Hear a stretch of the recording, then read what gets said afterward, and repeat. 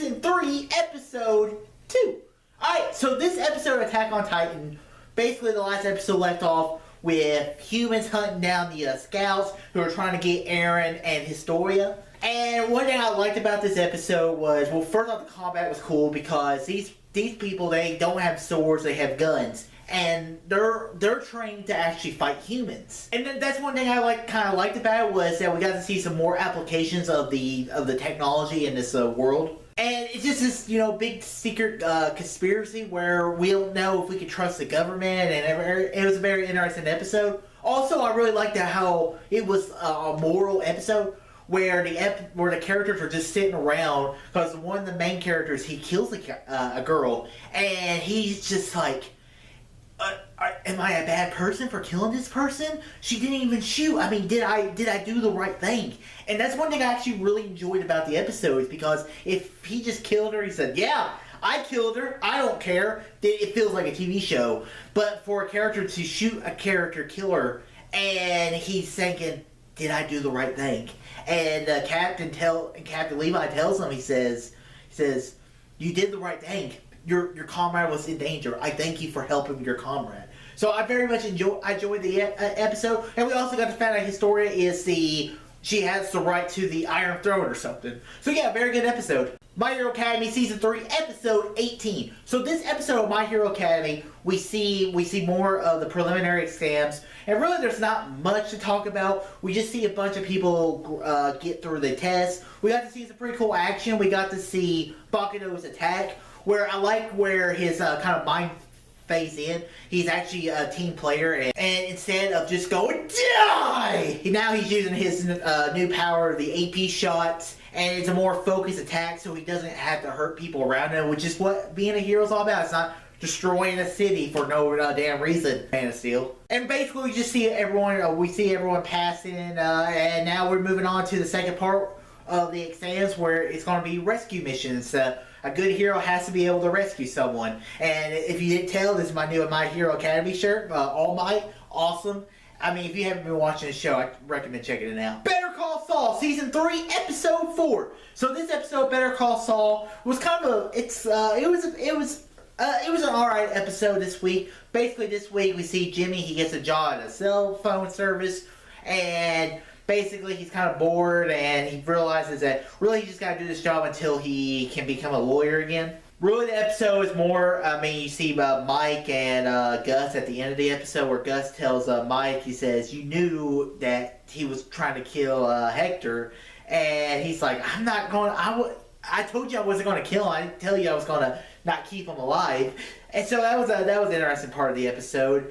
Really, that's really all I gotta say about Better Call Saul in this episode. You see there was a cool shootout in the episode with Hector and Tuco's cousins. So I like that part of the episode. So yeah, it was a good, decent episode. Alright, so the show I streamed this week is Roman Empire Reign of Blood. So this was the first season of Roman Empire, because I was like, I wanted to watch the second season first, because I like Julius Caesar more than I like Commodus. But I was so impressed with the second season that I was like, let's watch the first season of this show. So basically what I say about this episode, or this season, was it was alright. I liked the second season more because I liked that it was a little more documentary type than it was actual acting, because I felt like there was a lot of acting in this show, and I wasn't really crazy about it. But it was really interesting because Commodus, if you don't know who Commodus is, then watch Gladiator, because that's Joaquin Phoenix in the movie. And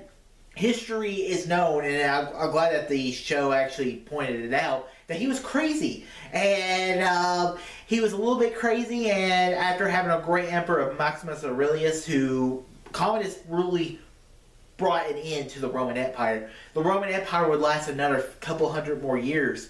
But after Commodus, the Empire really starts slumping down, and it was a lot of what he did. So it was a very interesting season. I like the second season better, but hey, I'm glad I watched it. Big Brother 20 this week. All right, so this week of Big Brother 20, this was a very interesting episode of Big Brother.